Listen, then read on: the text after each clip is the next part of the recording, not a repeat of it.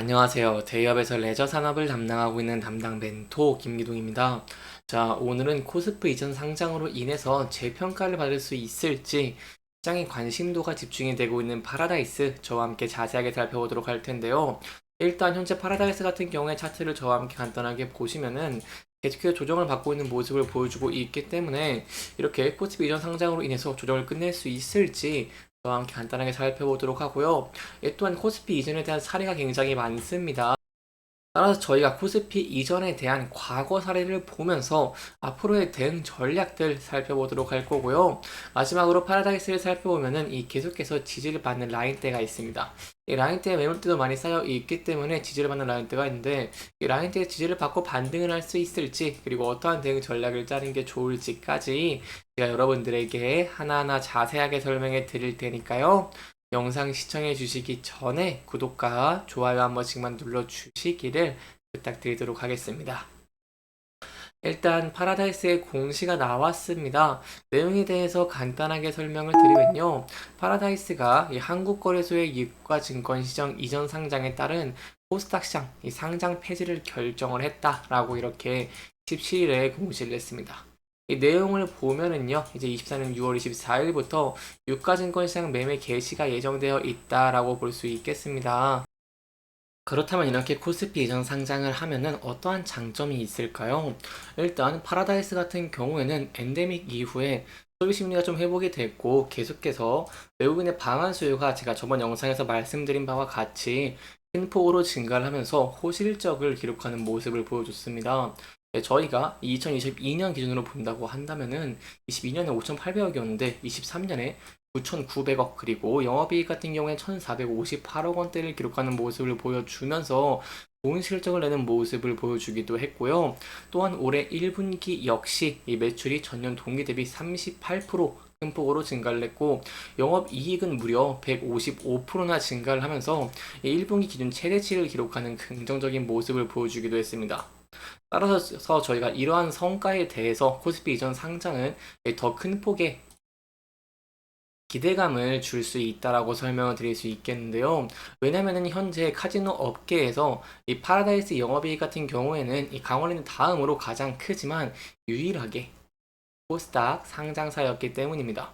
그렇기 때문에 계속해서 기업의 저평가 우려가 제기가 좀 많이 되어 왔습니다.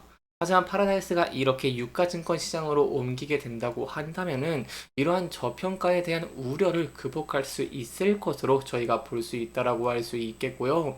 주체적으로 기업의 인지도 제고뿐만 아니라 강원랜드라던가 아니면 GKL, 롯데 관광개발 등 공종 업체와 섹터를 구축해서 기업 가치의 재평가를 유도할 수 있다고 설명드릴 수 있겠습니다.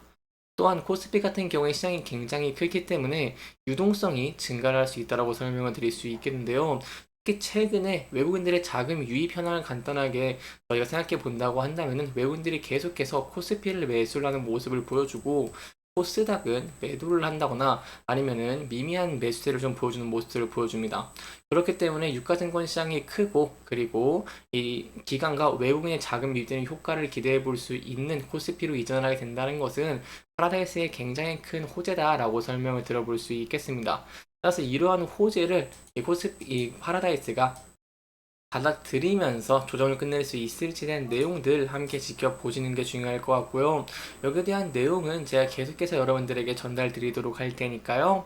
영상 시청해 주시면서 구독과 좋아요 한 번씩만 눌러 주시기를 부탁드리도록 하겠습니다. 네, 하지만 저희가 항상 리스크적인 측면을 대비를 하는 것이 중요합니다.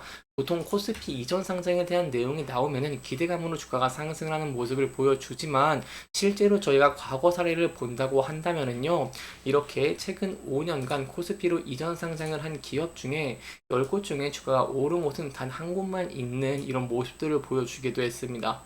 이게 파라다이스에게 완벽한 영향을 준다라고는 할 수 없겠지만 그럼에도 10개 중에 이 9곳의 주가가 하락을 했다는 것은 저희가 리스크적인 측면을 대비를 하는 것도 중요하다고 설명을 드릴 수 있겠죠.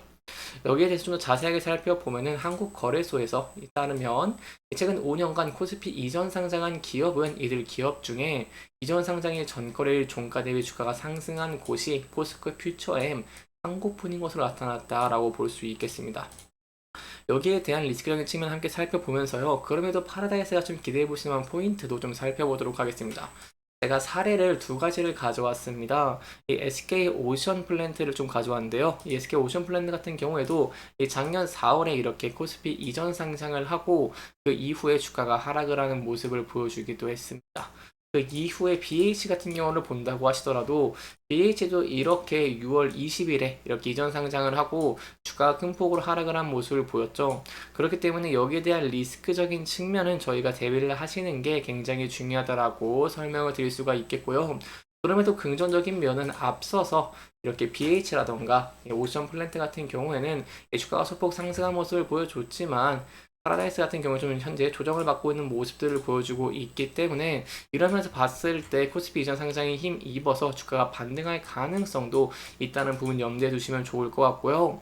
따라서 여기에 대한 내용들은 저희가 함께 지켜보시면서 대응을 해 나가는 것이 굉장히 중요하다고 설명을 드릴 수 있겠습니다.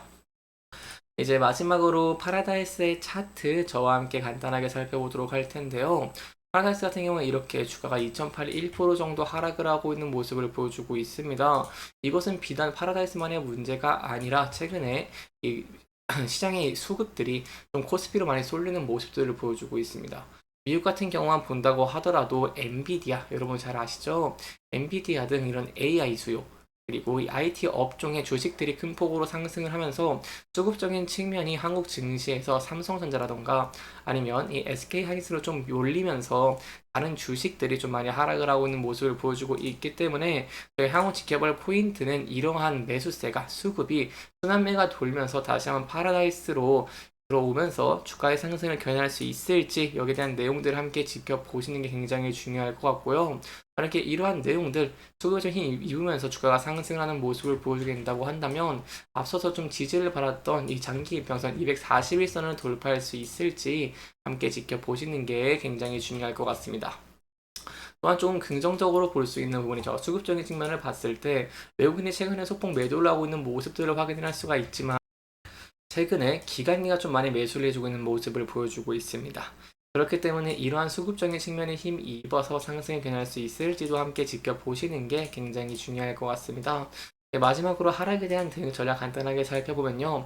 이 부분대에서 하락을 하게 된다고 한다면은 저희가 앞서서 계속해서 이렇게 지지를 받았던 라인대가 있습니다.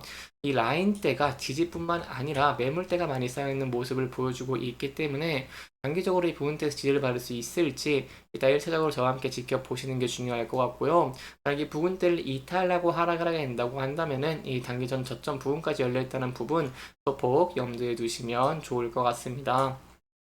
이렇게 이번 영상에서는요, 파라다이스의 코스피 이전 상장에 대한 내용들 저와 함께 지켜보면서 기대 가능한 측면과 리스크적인 측면까지 살펴보면서 진행을 했고요.